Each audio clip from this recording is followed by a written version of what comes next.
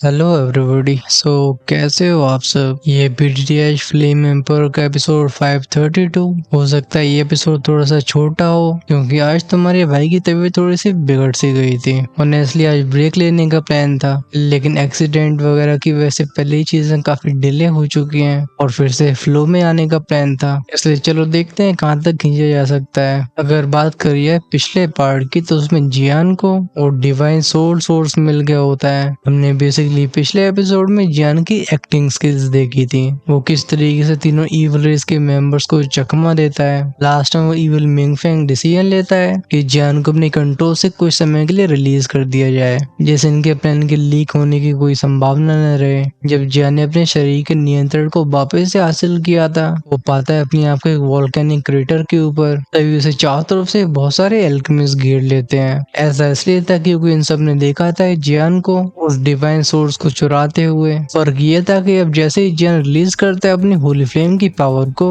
ये सब महसूस करते हैं कि उस इविल जियान की ब्लैक फ्लेम्स और अभी के जियान का होली सीक्रेट ऑरा ये बिल्कुल अलग थे। अभी बीच बचाव के लिए अपीयर होती है हुआ चैंचन। वो कहती है हमें साथ में मिलकर इस रियम से बाहर जाने का प्रयास करना चाहिए, इसलिए फाइट करना सही नहीं होगा। चलो यहाँ से हम एपिसोड को कंटिन्यू करेंगे। सबसे पहले के सीन में जियान को हुआ चैंचन दिखाई दी थी जो कि उसकी तरफ चल रही होती है। उसकी आंखों में हल्का सा डाउट फ्लैश हुआ था। वो जानता था हर एक चीज के मतलब को, लेकिन अभी अपने आप को कंफ्यूज दिखाने के अलावा जियान के पास कोई विकल्प नहीं होता है। हुआ चैंचन की नजरें हल्के से फ्लिकर होती हैं, जैसे वो चुपचाप से जियान से कोऑपरेट कर रही हो। जेंटल आवाज में कहती है ऐश फायर रियम का एग्जिट है और इस सेकंड स्टेज का फाइनल टेस्ट भी। जियान भी नोट करके बोलता है अगर ऐसी बात है तो लेट्स डू इट। दोनों साथ में मूव होते हैं, इनके फिगर्स दो टूटते हुए तारों की तरह शूट हो जाते हैं उस हल्के से स्पेस क्रैक की तरफ जो उस वोल्केनिक गड्ढे के ऊपर था। जिस पल उस अजीब से लाइट पैसेज में एंटर हुए थे,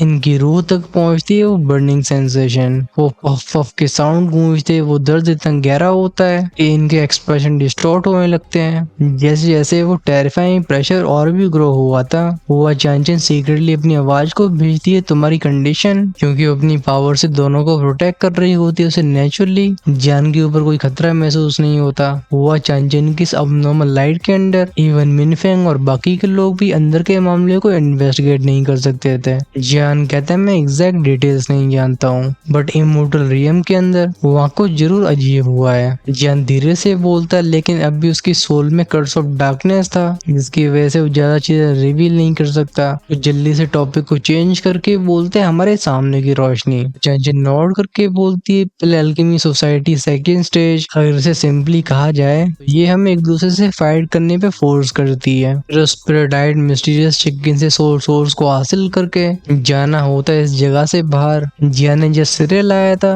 तभी नीचे के मैग्मा में से सुनाई देती कई बूम बूम बूम की आवाजें। फिर लावा खतरनाक तरीके से राइज होता है, निकलती हूँ डार्क रेड फ्लेम्स। इन फ्लक्चुएशंस को सेंस करके बोलता है लगता है अंदर कुछ मौजूद है। हाउएवर वो जैसे कहना फिनिश ही कर पाया था तभी नीचे की पिघलती हुई दुनिया में से डरावनी सीटियों की आवाजें सुनाई देती हैं। ये देख के हुआ चंचन चिल्लाती एस्पिरेट जियान रन। जो चीज इनके सामने अपीयर हुई थी वो एक एंशिएंट एनर्जी बहीमत था, बिल्कुल किसी पहाड़ की तरह। ये जाइंट बीस्ट अपने चार पैरों पे खड़ा होता है और अपनी पीठ पे कैरी करता है एक बहुत बड़ी डार्क रेड लावा माउंटेन को। हुआ चंचन और जियान से तुरंत ही अवॉइड करते हैं। जब इसके पूरे शरीर को देखते हैं ये दोनों साथ में बोलते हैं कछुआ। उस एस्पिरेट के माथे के ऊपर एक कॉम्प्लेक्स फ्लेम पैटर्न्स फ्लिकर हो रहा था, ये जैसे जीवित हो। जन भौंस से घूर के पूछता है बीस्ट यहाँ पे कर क्या रहा है। उसके शरीर को भी सेंटर बना के एक के बाद एक ग्लेज होली फ्लेम हालोस निकलने लगते हैं। अभी और भी पावरफुल एल्केमिस्ट जान के पीछे आ चुके थे। टर्टल जैसे फ्लेम क्रीचर को देख के ये बड़बड़ाते लगता है चीज फाइनल टेस्ट है, ये एग्जिट को गार्ड करने वाला गार्डियन होगा। जैसे जैसे लोगों के नंबर बढ़ते हैं अदर क्रीचर के शरीर की वो शांत फ्लेम्स अचानक से मूव होने लगी थी। इसकी में से बॉडी ट्रेम्बल होती जैसे कुछ बना रहा हो। लोग जस्ट हेल्पलेसली देख ही रहे थे कि होगा क्या। तभी नीचे की लावा और फ्लेम्स के बीच में एक वॉर्टेक्स बनता है। उस ऐश स्प्रेड की पूरी बॉडी जहाँ से फूलने लगती है। फिर अगले पल गूंजती है बूम की साउंड। ये कई राख के हिस्सों में बदल के फट गया था।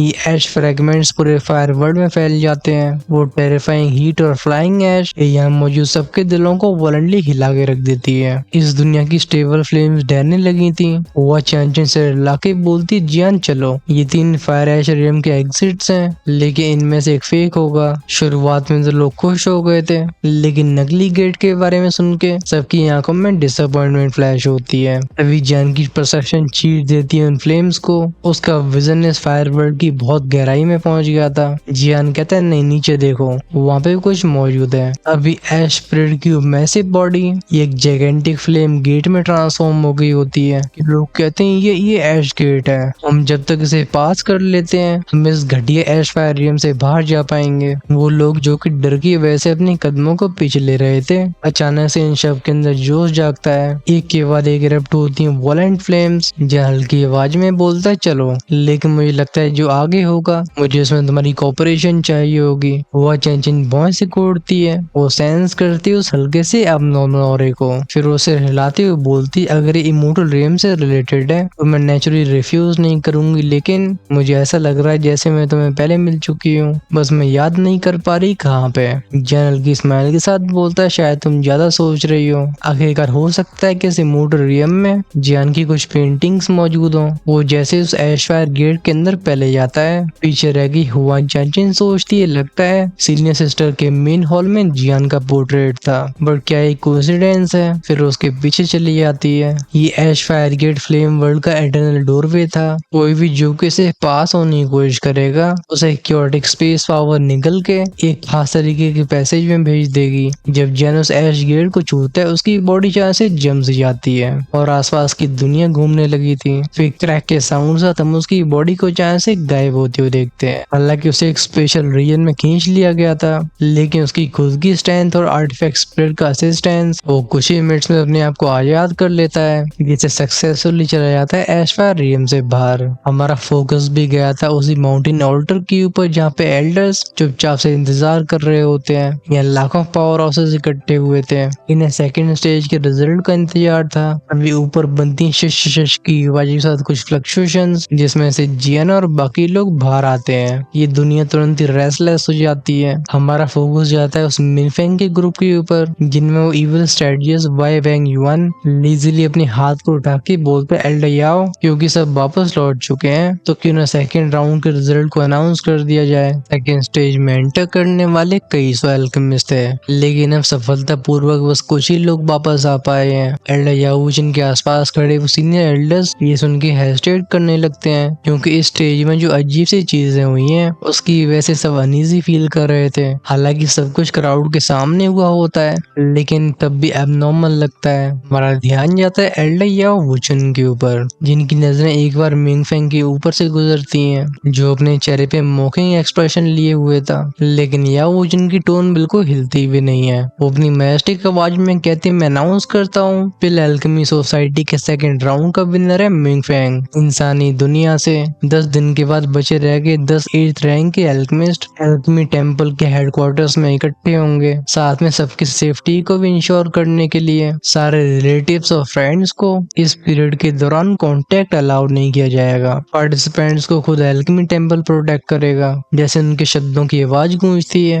हमारे कानों में जाती है कई चीरिंग की आवाजें। बात ऐसी थी कि पहली और दूसरी स्टेज में चाहे कोई भी जीत रहा हो, ये तुरंत इन पावरफुल फैक्शंस के टारगेट बन जाया कर देते हैं और टेरिफाइंग फोर्सेस इन्हें रिक्रूट करने की कोशिश करती हैं। लेकिन जो ट्रू सुप्रीमेसी की बैटल होने वाली थी उसके लिए सबको 10 दिन का इंतजार करना ही होगा। इस सेकंड स्टेज के खत्म होने के बाद जियान के पास जूनर से बात करने का भी समय नहीं होता है। उसे एल्केमी टेम्पल के स्ट्रॉन्ग फिगर्स डायरेक्टली ले जाते हैं। फिर एल्केमी टेम्पल के हेडक्वार्टर्स के अंदर उसके रहने का इंतजाम किया जाता है। और जो जूनर के साथ अजीब से बदलाव हुए थे जियान उसके बारे में कुछ भी नहीं जानता था। ये वो समय होता जब रात की चांदनी ने इमोर्टल वर्ल्ड को ढक लिया था। जियान एक पवेलियन के साइड में बैठा होता है, वो आसमान को देखे खुद से बोलता है आई डोंट नो, लेकिन इमोर्टल रियम में आने के बाद मेरे दिमाग में यनिन की मेमोरीज और भी क्लियर होती आ रही हैं। ड्यूकी कॉन्टिनेंट के अंदर मैजिकल बीस्ट माउंटेन्स में जो हुआ था वो सीन सभी जियान के दिमाग में ताजे होते हैं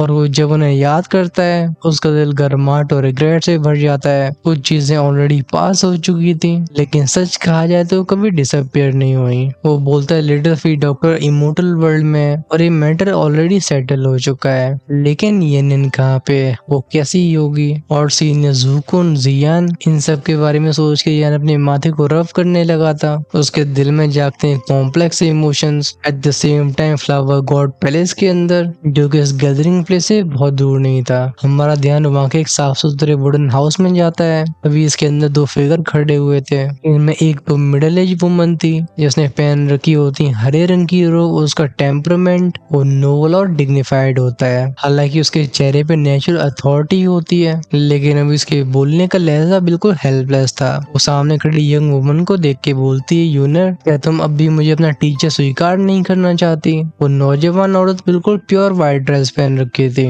उसके वो लंबे काले नीले बाल कमर तक आते हैं, जो उसके ग्रेसफुल फिगर को अच्छे से आउटलाइन कर रहे थे। वहीं पे उसका चेहरा जेंटल और सरीन, बिल्कुल बेली के अंदर छिपी फ्लावर फेरी की तरह, जैसे दुनिया ने छुआ ना हो। वो कहती है, टीचर, यूनर ने ऑलरेडी अपने डिसीजन को ले लिया, इसलिए प्लीज आप आगे इंटरफेयर मत करिए। वो अपने सर को हिला के रिफ्यूज करती है। आपकी इनहेरिटेंस उसके लिए चैनचिन मुझसे ज्यादा सूटेबल है। अब इस वुडन हाउस के बिल्कुल बीच में टंगा होता है एक पोर्ट्रेट। ये इमेज एक हैंडसम से यंग मैन की थी, जिसकी पीठ पे एक हैवी रूलर टंगी होती है। उसका फिगर पतला था, लेकिन आंखों में रेजोल्यूट अब भी देखा जा सकता था। पीछे की वो रूलर स्पेशली आई कैचिंग होती है। वो मिडिल एज वुमन साय करके बोलती है, तू बच्ची, क्या तुम सच में ऐसे इंडिफरेंट टेम्परामेंट के साथ पैदा हुई थी? इस दुनिया में ऐसी बहुत कम चीजें हैं जो तुम्हारी कंपोजर को हिला सके। ये दोनों नेचुरली होती हैं हुआ चिंगर, फ्लावर गॉड पैलेस की पैलेस मास्टर, और ये जिसे जियान अब तक सर्च कर रहा था। पैलेस मास्टर हुआ चिंगर उस इमेज को अच्छे से देखती है जो येनेन के पीछे टंगी होती है। वो कहती है, और ये लड़का, ये उस एंडलेस फायर टेरिटरी के लॉर्ड से इतना सिमिलर क्यों लगता है? जब येनेन ये सुनती है, उसका काम चेहरा तुरंत ही लाल हो गया था। वो एंग्शियसली कहती है, टीचर, आपको अपनी इंजरी का ध्यान रखना चाहिए। वह चिंगर हेल्पलेसली अपने सर को हिला के बोलती है, उस डार्क डीमन की पावर कुछ ज्यादा ही ईवल है। अगर एंजल किंगडम की आर्च एंगल खुद पर्सनली इंटरवीन नहीं करती है तो उसे पूरी तरह से क्योर नहीं किया जा सकता। वो अपनी कंडीशन को औरों से अच्छे से जानती थी, लेकिन येनिन से हिला के बोलती, नॉनसेंस टीचर, आप डेफिनेटली रिकवर करोगे। ये कमरा फिर से शांत हो गया था। हम फिर से फोकस ले जाते हैं एल्केमी टेम्पल कोर्टयार्ड में, जहाँ जैन चंद्रमा के नीचे चुपचाप बैठा होता है। लेकिन तभी डार्कनेस में सुनाई देती है अचानक से क्रीक की आवाज। तुरंत उसके एक्सप्रेशन चेंज हुए थे। वो कहता है, कौन है, बाहर आओ। उसके सोल बैरियर को इतनी आसानी से बाईपास करके कोर्टयार्ड में आना ऐसी स्ट्रेंथ जियान के दिल को चिल फील करवा देती है। वो तुरंत ही अपने इमोशंस को सप्रेस करके हवा में ऊपर जाके सबको स्कैन करने लगा था। फाइनली पवेलियन में अपीयर होता है एक हल्का सा फिगर जो धीरे धीरे सॉलिड होने लगा था। इसने काले रंग की रोब पहन रखी होती है, लेकिन वो ओल्ड और काम चेहरा जहाँ स्टार्टल्ड आवाज में कहता है, सीनियर याओ वुचेन। एल्डर याओ वुचेन स्माइल करके जियान से बोलते हैं, मास्टर जियान की बस एल्केमी फ्राइटनिंग नहीं है, बल्कि आपकी स्ट्रेंथ और परसेप्शन भी सच में एक्स्ट्राऑर्डिनरी है। जियान हल्की सी अपनी भौं से कोड़ के बोलते हैं, सीनियर, आप इतने रात में आए, मुझे लगता है इसका कारण जरूर होगा। इससे पहले जो भी हुआ उसे कंबाइन करते हुए वो कई चीजों को समझ पा रहा था। एल्डर याओ वुचेन कहते हैं, हाँ, लेकिन चिंता मत करो, इस जगह को एक आइसोलेशन बैरियर ने ढक लिया है। जब तक कोई fourth layer incarnation personally intervene नहीं करता, कोई भी इंफॉर्मेशन बाहर लीक नहीं होगी। जहाँ स्माइल करके बोलता है, सीनियर, प्लीज डायरेक्टली बोलिए। या वुचेन अपनी आंखों को नैरो करके जियान को बहुत गहराई से देखते हैं, जैसे उसे पढ़ना चाह रहे हो। लेकिन अजीब बात ये थी कि अपनी सोल पावर के बाद भी वो जियान की ट्रू डेप्थ को समझ नहीं पाते। वो फिर कहते हैं, वो मिंगफेंग, ये कोई नॉर्मल इंसान नहीं है, राइट? या इसका रिप्लाई डीप आवाज में देता है। वो कहता है, अगर कुछ भी अनएक्सपेक्टेड नहीं हुआ तो ये लोग उस जगह से आए हैं। हालांकि मैं नहीं जानता हूँ कि एल्केमी टेम्पल की स्ट्रिक्ट इंस्पेक्शन को कैसे बाईपास कर पाए और पार्टिसिपेट कर पाए एल्केमी पिल सोसाइटी में। एल्डर याओ वुचेन अपने सिर को हिलाते और रिप्लाई करते हैं, लगता है इनके पास परसेप्शन को कंफ्यूज करने का कोई तरीका होगा, और बिना कॉन्क्रीट एविडेंस के हम डायरेक्टली एक्शन भी नहीं ले सकते। लेकिन क्योंकि इनकी हिम्मत ओपनली अपीयर होने की हुई है, तो लगता है इनका लक्ष्य भी बिल्कुल नॉर्मल नहीं होगा। एक मोमेंट के साइलेंस के बाद वो फिर से बोलते हैं, आई होप इस एल्केमी पिल सोसाइटी में तुम जीतो। उनके लहजे में एक अजीब सा प्रेशर था जो जियान को भी शांत कर देता है। फिर वो कहता है, सीनियर, हाँ, मैं भी जीतना चाहता हूँ, लेकिन थर्ड टेस्ट बिल्कुल आसान नहीं होगा। अगर मिंगफेंग और बाकियों को इग्नोर भी कर दिया जाए, तब भी डीवन वर्ल्ड का devil thorn boy, flower God palace की हुआ चैनचिन, ये लोग मुझसे बिल्कुल भी इंफीरियर नहीं है। जिन हेल्पलेसली अपने हाथों को फैलाता है। या वुचेन सीधा बोलते हैं, परहैप्स, लेकिन तुम्हारी उम्र में से बहुत ही कम लोग हुए हैं जिन्होंने immortal essential boundary soul power को छू पाया हो। ये सुन के जन मनी मन में कहता है, चल नाग लोमड़ी। फिर वो हेस्टेट कर करके बोलते अगर मैं जीत पाता हूँ मैं उसमें डेफिनेटली कोई कसर नहीं छोड़ूंगा, बस मुझे चिंता है।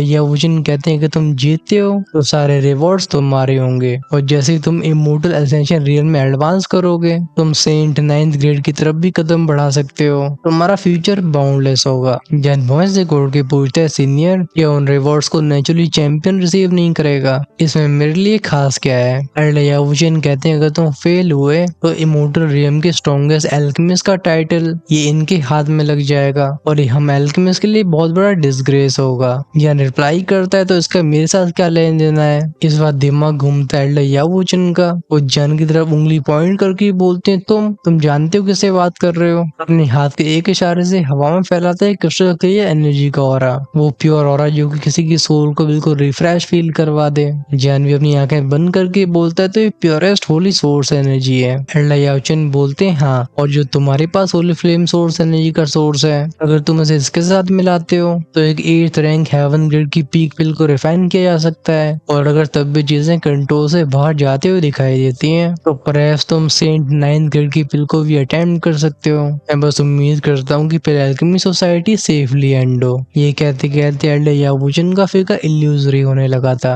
वो अंधकार में डिसअपियर हो जाते हैं। जैन खुद से बोलता है सोल स्ट्रेंथ और रिफाइनिंग टेक्निक ये अकेले काफी नहीं होंगे, लगता है इस गैप को भरने के लिए मुझे सोली सोल्स पर रिलाई करना ही होगा। मैं जब तक इमोर्टल एसेंशियल बाउंड्री में कदम रख लेता हूँ वो सेंट रैंक 9th ग्रेड की पिल्स नेचुरली मैं रिफाइन कर पाऊंगा, और क्योंकि अभी समय बचा हुआ है तो क्यों नहीं। ज्ञान के चेहरे पे स्माइल अपीयर होती है, हथेली के ऊपर प्रकट होता है वो मिस्टीरियस और कॉम्प्लेक्स लिक्विड। ये जिस पर अपीयर हुआ था उसका 7 लेयर स्पिरिचुअल पैलेस वॉलेंटली कांपने लगता है, इसमें से जागती हुई पागलपन से भरी भूख, जैसे कोई सूखी पड़ी नदी बारिश का इंतजार कर रही हो, और ऐसी वैसी बारिश नहीं बल्कि घनघोर बारिश। लेकिन जैन यहाँ पे कोई जल्दबाजी नहीं करता, उसे अब भी अपनी इंटेंशंस और प्लान्स को हाइड करने की आवश्यकता थी। चाहे जो भी हो आगे के 10 दिन काफी शांति से निकल जाते हैं।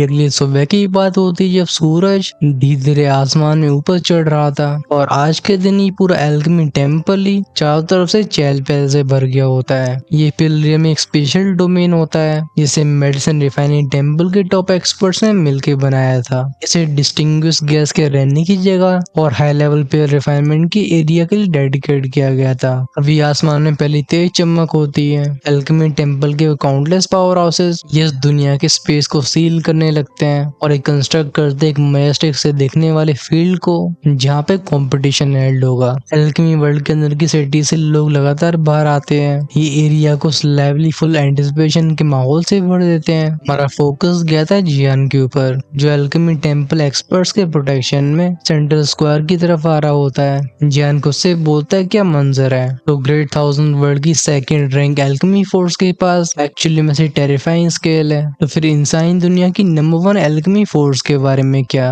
वो और भी डरावने होंगे। हालांकि जहाँ जा रहे थे उसे स्क्वायर कहा जाता है, लेकिन एक्चुअली बहुत बड़ा एंशिएंट बेसिन था, बेसिकली एक धसी हुई सी जगह जैसे खास तरीके के पत्थरों से बनाई गई थी। इस बेसिन के आसपास कई सौ सोल्जर्स खड़े होते हैं जो स्ट्रिक्ट ऑर्डर को मेंटेन कर रहे थे। फ्लावर गॉड पैलेस की हुआ चैंचन, डीमन रोड का डेविल थॉर्न बॉय और मिंग फेंग के तीनों का ग्रुप, अगर इसमें जियान को भी ऐड कर दिया जाए तो अरीना में टोटल 10 लोग होते हैं। जब जियान फाइनली स्क्वायर के ऊपर कदम रखता है बाकी 9 एल्केमिस्ट में से कॉम्पिटिटिव वाइब्स निकलती हैं। सेकंड कंटेस्ट के दौरान पूरी जनता ने स्पेस टाइम क्रिस्टल में अच्छे से देखा था कि जियान ने सोल के डिवाइन सोल्स को हासिल किया होता है। हालांकि लोग भले ही समझ नहीं पाते कि मिंग फेंग फिर फाइनल विनर कैसे बन गया, लेकिन तब भी जियान को किसी की हल्के में लेने की हिम्मत नहीं होती। ऑफ कोर्स कई नजरें जलन से ही भरी होती हैं। तभी शहर के आसमान में गूंजती एक एंशिएंट बेल की आवाज, वो डोंग डोंग डोंग के साउंड्स।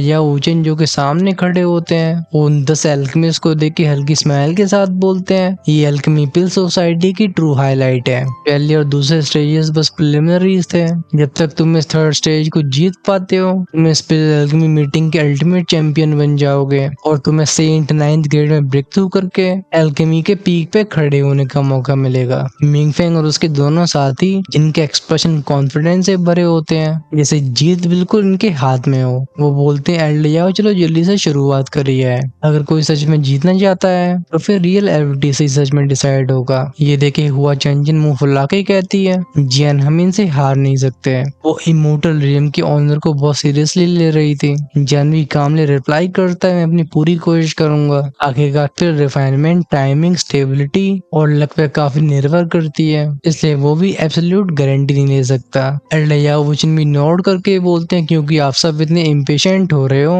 तो ये ओल्ड मैन अनाउंस करता है कि अल्केमी पिल सोसाइटी की फाइनल स्टेज अब शुरू होती है। इससे पहले उनके शब्द खत्म भी हो पाते, पूरे शहर में से कानों को बहरा कर देने वाली आवाजें उठने लगती हैं। लोग गले फाड़ के चीयर करते हैं। इतने सारे 8th रैंक होली अल्केमिस्ट को पिल रिफाइन करते हुए देखना, ये once in a life time opportunity होती है। उन अर्थ शेकिंग रोर्स को सुन के जियान भी अपने सिर को हिला के बोलता है, क्या टेरिफाइंग एटमॉस्फेयर है। लगता है इस बार मुझे सच में रियल एफर्ट लगाने होंगे। एल्डयाओ वुचिन इस अल्केमी के रूल को बताते हैं। वो कहते हैं, फाइनल टेस्ट ये तुम्हारी ओवरऑल स्ट्रेंथ और पिल रिफाइनिंग सक्सेस रेट को टेस्ट करेगा। सारे पिल फॉर्मूले और मेडिसिन मटेरियल्स इन्हें खुद ही प्रिपेयर करना होगा, और तुम्हारे पास पूरा 1 महीना है। अगर 1 महीने के समय के दौरान कोई भी सफलता पूर्वक पिल को रिफाइन नहीं कर पाया, तो ये चैंपियनशिप खारिज कर दी जाएगी। ड्यूरिंग दिस पीरियड आप कितने भी बार भी फेल हो सकते हो। हाउएवर एक 8th रैंक पिल रिफाइन करना, एक सिंगल फेलियर भी तुम्हें बहुत पीछे ले जाएगा। वो अपनी हथेली को वेव करके बोलते हैं, 10 पीक्स रिज ओपन। गूंजती हूँ वेंग वेंग वेंग की आवाजें। एक जेंटल लेकिन पावरफुल लाइट 10 पार्टिसिपेंट्स को ढक लेती है। ये अगले पल भेज दिए गए थे 10 मैसिव माउंटेन पीक्स के ऊपर। हाई ग्रेड की पिल रिफाइनमेंट को हेवन और अर्थ की एनर्जी की बहुत जरूरत होती है, इसलिए हर एक व्यक्ति को एक पूरा माउंटेन पीक दिया गया था, जिसे फ्रीली नेचुरल पावर को अपनी तरफ खींच सकें और रिफाइनमेंट स्टेबिलिटी को भी बढ़ा सकें। जैसे जन अपने पीक पे पहुंचा होता है, वो तुरंत ही अपने पैरों को मोड़ के बैठ के अपनी सांसों को स्थिर करने लगा था। जन सोचता है कि वो इस बार किस लेवल की रिइंकार्नेशन पिल को रिफाइन कर पाएगा, क्योंकि 3rd रैंक होली फ्लेम को सबड्यू करने के लिए रिइंकार्नेशन पिल बहुत जरूरी थी। इसके 3 मेन मटेरियल्स होते हैं। पहला होता है ice marrow fire spirit fruit, फिर 30,000 साल पुराना डेविल वेल स्टोन और अर्थ मैट्रेस। जैसे उसके शब्द खत्म होते हैं, वो ice marrow fire spirit fruit, जो कि एक अलग ही ग्लोइंग ऑरे को रखता था, फिर अर्थ मैट्रेस और लास्ट में ब्रॉन्ज कलर का मैजिकल कोर। ये तीनों ही उसके सामने अपीयर हुए थे, लेकिन अभी उस मैजिक कोर के ऊपर एक स्टिकी ब्लैक गैस चिपकी होती है। ये जिस पर अपीयर होता है, वो काले अजीब से धागे जान की तरफ बढ़ने की कोशिश करते हैं, ऐसे भूखे भेड़ियों ने शिकार देख लिया हो। ऑलमोस्ट इसी मोमेंट में बाकी के 3 टॉप पीक्स में से पफ पफ पफ शाबू शाबू की आवाजों के साथ वो पावरफुल हवाएं चलने लगी थी। ये थे डेविल थॉर्न बॉय, हुआ चैनचिन और मिंग फेंग, जो अपनी हथेली को उठा के मैसिव कर्लन्स को बुला चुके थे। इनमें से हर एक कर्लन ने एक डीप मिस्टीरियस फ्लक्चुएशन को रखता है, और इनकी अपीयरेंस ये चेचों की सांसें थमाने के लिए काफी थी। ये क्लियरली वो मेडिसिनल कर्लन्स होते हैं जिन्हें बस 8th रैंक होली अल्केमिस्ट इस्तेमाल कर सकते थे। देखने वालों में से कोई कहता है फ्लावर गॉड पैलेस एक्चुअली में अपने हुआक्शिन कर्लन को निकाल रहा है। कहा जाता है कि इस कर्लन को मल्टीपल पैलेस एक्सपर्ट्स ने खासकर हाई लेवल की पिल्स को रिफाइन करने के लिए बनाया था। वहीं भी दूसरा कोई बोलता है उस थॉर्न डेविल बॉय का कर्लन भी अजीब है, इसे ढक रखा है उन थॉर्न डेविल वाइन्स ने, जो टेरिफाइंग सप्रेसिव पावर को रखती हैं। बेसिकली एक के बाद एक अमेजमेंट से भरी आवाजें गूंज रही थी। अपनी ऑक्सिलरी मटेरियल्स को चेक करने के बाद गन का फोकस जाता है हल्का सा मिंगफेंग के ऊपर। वो खुद से बोलता है, मिंगफेंग जिस कर्लन को इस्तेमाल कर रहा है ये नॉर्मल नहीं लग रहा। बेसिकली वो मैसिव ब्लैक कर्लन था। इसकी सतह पे कई ट्विस्टेड सिनिस्टर टेंटिकल्स दिखाई दे रहे होते हैं, जो देखने वालों को बहुत अनकंफर्टेबल महसूस करवाते हैं, जैसे इन 10 एल्केमिस्ट के बीच में एक एग्रीमेंट पहले ही हो चुका हो। सब एक साथ में बोलते हैं बिगिन। तुरंत ही गूंजती हैं कई वुश वुश वुश की आवाजें। वो मेडिसिनल मटेरियल्स हवा में उठे थे। इनमें से कुछ तो डायरेक्टली कर्लन्स के अंदर भेज दिए जाते हैं और शुरुआत हो जाती है इनकी रिफाइनिंग, तो कुछ को अंदर भेजने से पहले स्लोली डिकम्पोज किया जाता है। कई एल्केमिस्ट तो जड़ी बूटियों को अपनी हथेलियों के ऊपर ही रिफाइन कर रहे थे।